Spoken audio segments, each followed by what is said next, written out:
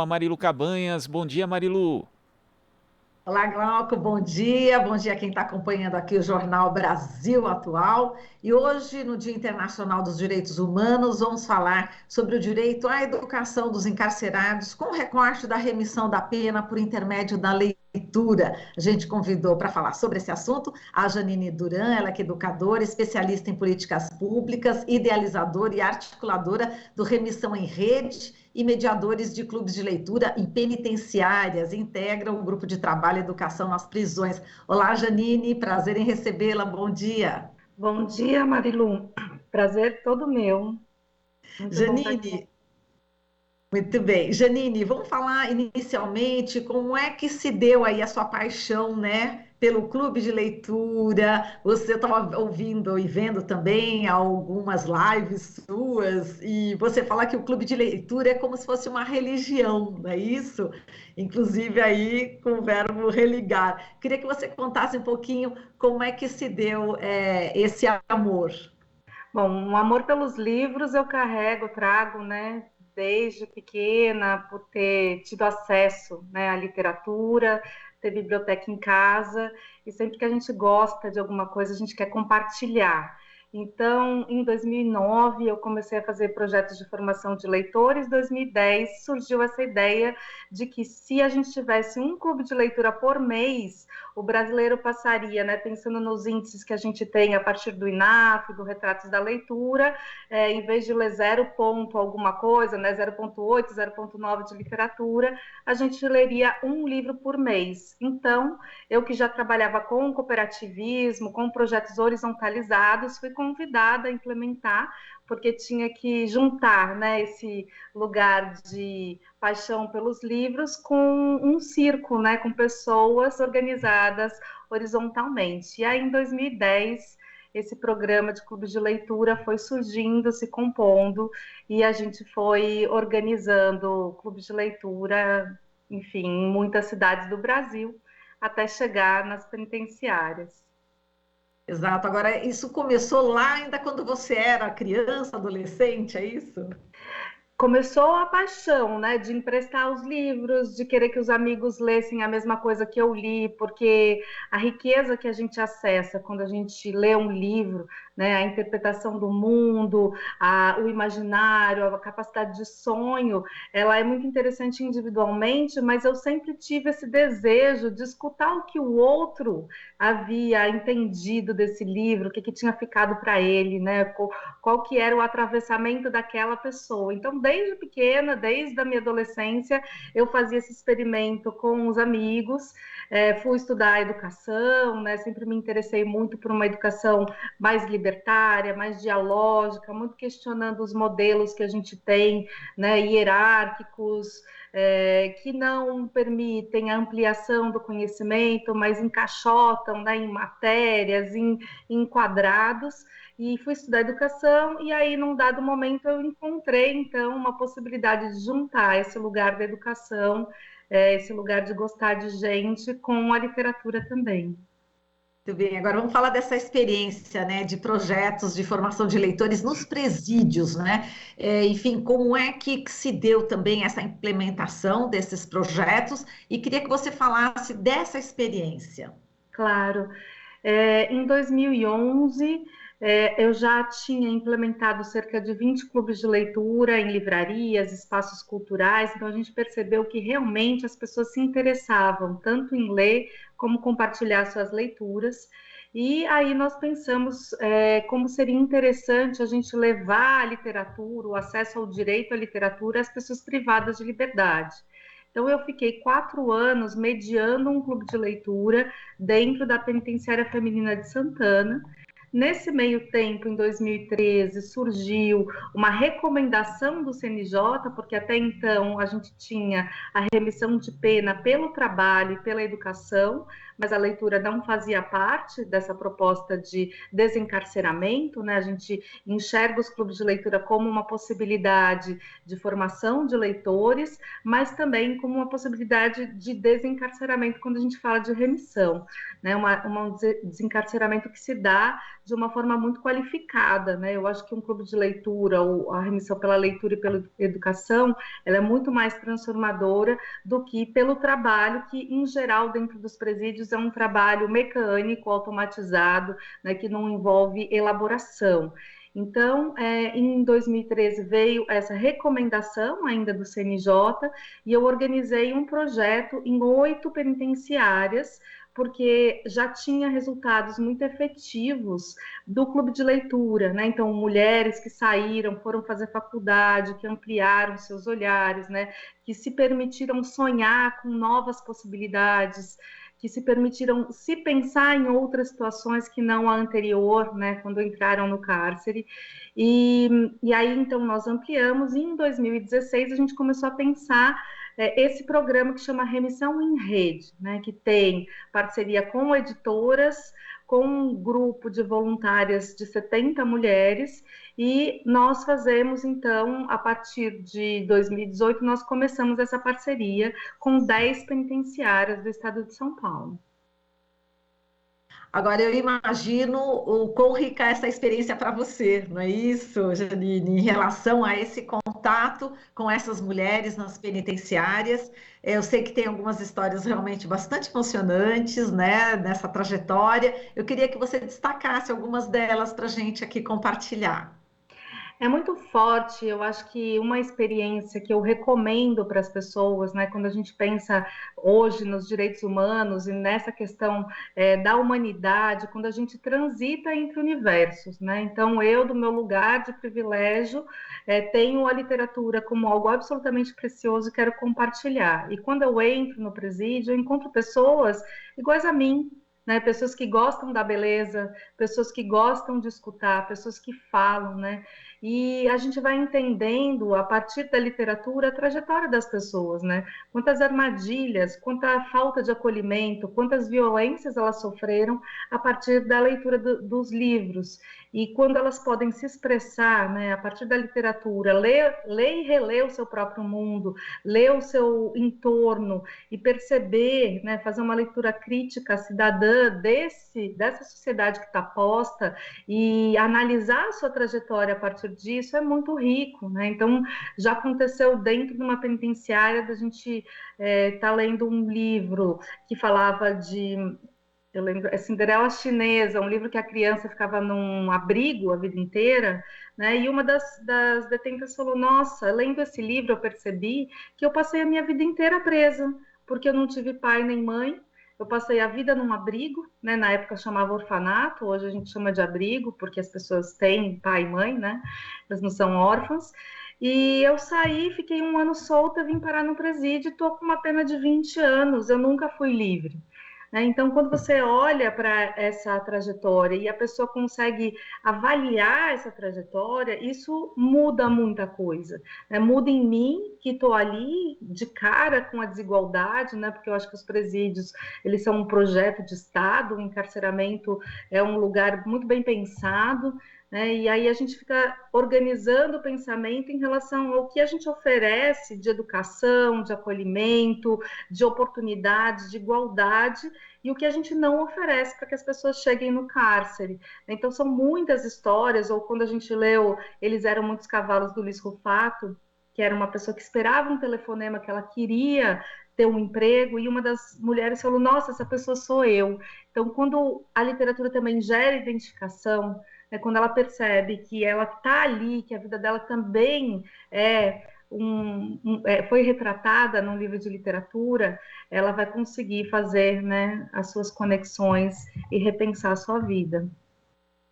Dando esse exemplo que você acabou de apresentar, a gente lembra aí da questão dos livros de autoajuda, né? Então, é exatamente o oposto do que a gente tem também de autoajuda, né? Nas livrarias e tal. Essa curadoria, né? Que vocês fazem a respeito dos livros que serão distribuídos para as detentas, no caso, né? É bem pensado, justamente fazer essa reflexão, né, Janine?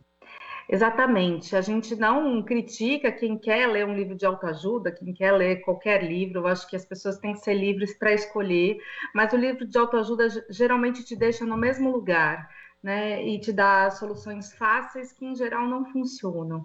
A gente acredita que, na verdade, o livro de autoajuda mesmo é um bom livro de literatura, que é aquele que te desloca, aquele que te atravessa, aquele que te incomoda, aquele que você entra nele de um jeito e sai diferente. Por isso a gente não subestima os nossos leitores. As nossas leitoras, os nossos leitores do Remissão em Rede, dos projetos que a gente faz, eles leem os clássicos, os contemporâneos, mulheres, homens, livros premiados, né, livros, e eu acho que a diferença é a ponte que a gente faz pela mediação. A gente não deixa esse leitor sozinho, mas a gente pensa nessas trajetórias de forma artesanal, né, de forma muito particular para cada contexto, para cada grupo, mas a gente está ali como uma ponte entre os livros e os leitores, e isso faz diferença, e as pessoas se assustam quando vêm as nossas listas, porque em 6 meses, realmente, uma pessoa que não lia passa a ler um livro inteiro e um bom livro de literatura. Eu li também um artigo seu, enfim, falando sobre leitura, é um remédio para a alma, e remete a uma experiência muito interessante também no presídio. Eu queria que você contasse um pouco sobre esse texto, enfim, essa personagem que de fato mora, inclusive, aqui, pelo que eu vi, em Santo André. Sim, é uma história assim que me arrepia só de pensar, porque quando eu comecei a fazer os projetos de presídios, eu tinha acabado de ter o meu segundo filho, ele tinha 1 mês, né? E aí eu implementei o programa e saí de licença, me ligaram um dia e falaram: Janine, você vai ter que ir, porque quem iria ganhou um prêmio de teatro, não vai poder mediar, então eu fui ao presídio. E encontrei a Sirlene, né? E a gente lá no grupo, e ela falou rapidamente que ela tinha acabado de entregar o bebê dela, a filha dela, porque as mulheres presas, né, elas ficam até 6 meses com as suas filhas. Eu lembro que ela tinha ficado um pouquinho mais, e a criança não está cumprindo pena, então tem uma separação da mãe. E para mim aquilo foi algo absolutamente dilacerante, porque eu tinha um bebê em casa, e eu não conseguia imaginar a possibilidade da entrega do meu filho, né? E então, quando a gente fala das experiências, né, é isso, a gente começa a se deparar com experiências que a gente nem imagina que acontecem, mas acontecem todos os dias, e a gente precisa saber disso, né, porque não é justo, não está certo. E a Sirlene, então, eu criei um vínculo com ela naquele momento, e fiquei muito próxima dela no cárcere. Porque uma mulher forte, né, que precisa, na verdade, não tinha opção a não ser forte. E a Sirlene, ela sai então do presídio, entra na faculdade de farmácia, e um belo dia eu recebo um Facebook, né, recebo uma mensagem, olha, era ela. Enfim, fui convidada para a formatura dela, não pude ir na época que eu estava viajando, mas ela entra, então, hoje ela é uma voluntária desse projeto do Remissão em Rede, ela lê resenhas, né, ela participa, ela fala da experiência dela, e esse lugar do clube de leitura foi um espaço, quando ela me escreveu uma carta, né, a carta de formatura, me convidando, ela falou: o clube de leitura foi, além do acesso aos livros, algo que eu nunca imaginei que eu faria, nem pensava em livro de literatura, foi um lugar em que eu me senti escutada pela primeira vez na minha vida. Tinha pessoas interessadas no que eu estava falando, né, na minha história, no que aquele livro impactou em mim. Então, foi uma experiência de afeto. E eu acho que o clube de leitura é exatamente isso, é uma experiência de acesso, de democratização da literatura como um direito humano fundamental, e é um lugar em que a gente se afeta com as histórias, a gente se deixa afetar, e aí sai todo mundo engrandecido, né? Porque no fim das contas, tudo se trata da experiência humana. Exato, aí ela se formou, não é isso? E ela parece que fez um cantinho de leitura também na farmácia, é Na isso? farmácia dela, isso. Agora ela já está trabalhando com outras coisas, né? Mas ela fez um cantinho que chamava Leitura Remédio para a Alma. Então, dentro da farmácia, essa ideia de ter uns puffs e os livros também, e ela segue compartilhando, né? Porque eu acho que é isso, quem acessa essa beleza, quem acessa esse direito, passa a compartilhar com outras pessoas, porque é tão precioso, né? Muito bem, agora eu queria que você falasse agora do ponto de vista também político, institucional, enfim, tem aí, parece, né, teve uma censura aí em 2020, né, nova portaria da Fundação de Amparo ao Trabalhador Preso. Eu queria também que você falasse, né, sobre essa censura especificamente. Obrigada, Marilu. Então, para a gente é isso, né? O Remissão em Rede, os projetos de formação de leitura são uma ação política nossa, né? O lugar no mundo em que a gente quer colocar muitos espaços para que as pessoas possam acessar e se formar como leitores. Em 2019, nós íamos renovar o projeto com a FUNAP, nós teríamos 20 clubes, então, em vez de 10, o que significa 400 pessoas mensalmente, lendo seus livros, fazendo clube de leitura e tendo possibilidade de remir 4 dias a cada livro lido, né? Toda uma estrutura montada para que a gente possa apoiar essa remissão. E essa parceria não saía, e a gente soube, na verdade, por e-mail e por conversas pessoais, na época houve muita repercussão, inclusive na mídia, que a nossa lista de livro tinha sido riscada, porque ela não era adequada no ambiente prisional, né? E a gente pode entender, porque a falta de educação e a falta de cultura não é um descaso dos governos, é um projeto muito bem pensado, né? Porque quando as pessoas acessam literatura, educação, elas realmente vão pensar criticamente, como dizia Paulo Freire, vão perguntar por quê, né? E esse porquê incomoda e esse porquê é muito potente. E como teve muita repercussão, a gente volta então à FUNAP e eles nos recebem muito bem e dizem que o projeto vai continuar. Enfim, a pandemia veio a calhar, porque todos os projetos, isso foi em fevereiro de 2020, em março os nossos projetos foram suspensos, né, por conta da pandemia, mas então a FUNAP age, né, em julho do mesmo ano, ela traz uma portaria, que é uma portaria muito inadequada para um projeto de formação de leitores, muito restritiva. Ao mesmo tempo, a gente, no GT de Educação em Prisões, passa a se reunir mais vezes virtualmente, pensar caminhos.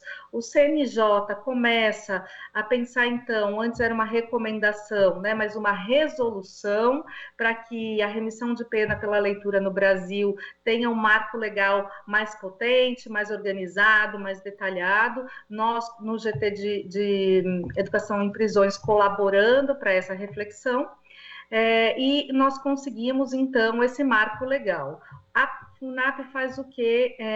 E nisso conversando com a gente, mas é interessante porque eu nunca também, tudo é um aprendizado, né? Nunca tinha pensado a censura para além de um corte de lista, mas a censura ela pode se dar por muitos meios, inclusive por uma burocracia muito detalhada que vai te impedir de realizar o seu projeto, né? Então, muito educadamente, muito diplomaticamente, eles sempre nos recebem.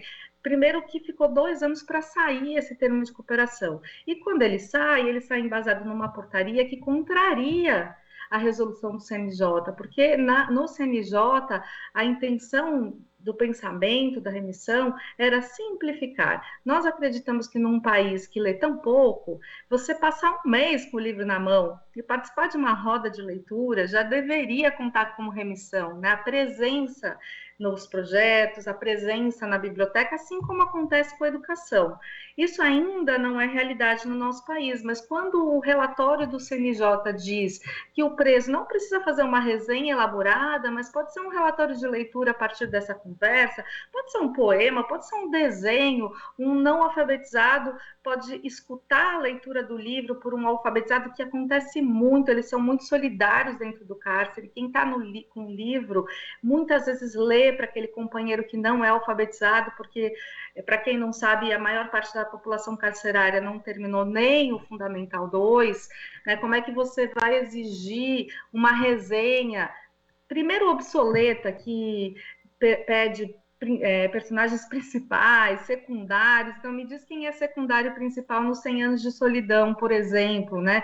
Pede uma identificação do tempo da narrativa, quantas narrativas acontecem em tempos diversos. Então o pessoal da FUNAP fez uma portaria que não corresponde à realidade, que restringe essa questão, né? Para quem responde àquele projeto, teria que ter uma alta escolaridade. A gente sabe que 30% da população nem é proficiente, né, em língua portuguesa, torna culta. Então, tem várias questões de arguição oral, né, muito restritivas, que a gente considera uma censura, né, a gente considera um impedimento ao direito à literatura. Por isso, grandes instituições subscreveram um posicionamento público que está disponível, pedindo a revogação da portaria da FUNAP, e hoje a gente vai fazer a conversa, né, para tentar dar visibilidade, né, constranger o poder público, que está cerceando e dificultando e censurando dentro dos trâmites legais, né, e que também coloca ali uma comissão curadora, e aí volta no autoajuda, né?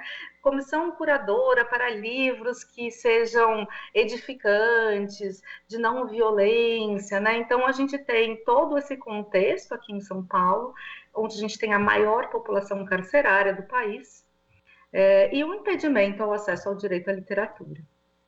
Muito bem, agora a gente encerra justamente você convidando, né, as pessoas para essa live, né, que vai acontecer, né, hoje, com esse diagnóstico, né, de práticas de educação não formal no sistema prisional, Grupo de Trabalho e Educação nas Prisões. Conta para a gente como é que a pessoa, onde exatamente a pessoa pode acompanhar. Então, hoje a gente tem essa mesa que chama Literatura em Presídios, a quem incomoda, promovida pela Redilect, que é Leitura Escrita de Qualidade para Todos, que congrega dezenas de instituições e organizações e movimentos. A ideia é que a gente fale um pouco sobre esse assunto, né, que a gente problematize. A gente vai ter a Juliana Borges, que é uma especialista, uma grande especialista em encarceramento, pessoas que vão falar sobre a resolução, sobre as suas experiências em presídios, e a gente acessa na bio da Revista Emília, que é uma das organizadoras, é uma referência em formação de leitores, da minha bio no Instagram, Janine Duran, e nas redes sociais tem o link para o Zoom. É uma sala que cabe 100 pessoas e a gente espera que ela esteja lotada hoje às 4 da tarde. Então, vamos lá. Quer dizer que se a gente entrar também, né, no seu perfil no Instagram, Janine Duran, com um D no final, a gente consegue acompanhar também. Consegue, tá o link na bio do meu perfil, da Revista Emília, e nas redes sociais da LECT, no Facebook da LECT, é LEQT, tá lá no Facebook também esse convite para as pessoas participarem. Tá ótimo, Janine. A gente agradece aqui a sua participação. Esperamos contar com você mais vezes aqui no nosso jornal. Foi um prazer recebê-la e conversar e saber de todas essas histórias, hoje que é no Dia Internacional dos Direitos Humanos. E parabéns pelo seu trabalho. Muito obrigada. Muito obrigada, Marilu. Até a próxima. Até a próxima. A gente falou aqui com a Janine Duran, educadora, especialista em políticas públicas, idealizadora e articuladora do Remissão em Rede e mediadora de clubes de leitura em penitenciárias, integra também o grupo de trabalho Educação nas Prisões. Aqui você ouve as notícias que os outros não dão. Jornal Brasil Atual.